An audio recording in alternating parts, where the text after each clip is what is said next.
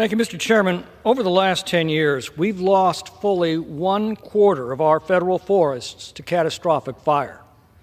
An untended forest is no different than an untended garden. It will grow until it chokes itself to death, and then it will succumb to disease, pestilence, drought, and ultimately catastrophic fire. This is how nature gardens. She doesn't care that it takes a century or more for a forest to regrow.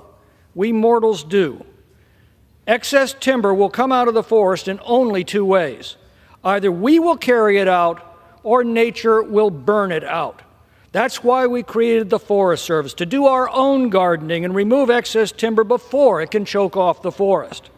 Every year, foresters would mark off surplus timber and we'd auction it off to logging companies who paid us to remove it. For a century, we enjoyed healthy, fire-resistant, and resilient forests.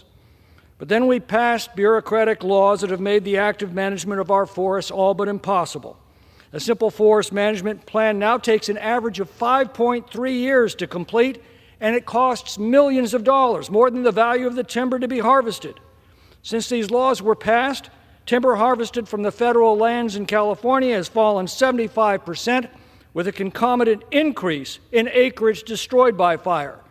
My friend Mr. Huffman is concerned about climate change and carbon dioxide. Well, he should know that a UCLA study revealed that just the 2020 fires in California alone released twice as much carbon dioxide as had been prevented by 17 years of the restrictions and regulations that California has imposed, costing its consumers and taxpayers billions of dollars.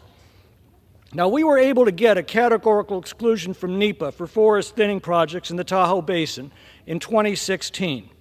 In the 9 years since its enactment, it's reduced the approval process for forest thinning projects at Tahoe from 5 years to less than 4 months. It's reduced the environmental reports from more than 800 pages down to a few dozen.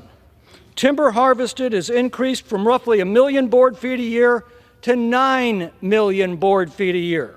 The treated acreage has tripled, and the Tahoe forests are returning to fire resiliency. This is what saved the city of South Lake Tahoe from the Caldor fire 2 years ago. Now, the town of Grizzly Flats, which was not protected by this law, was wiped out by the same fire.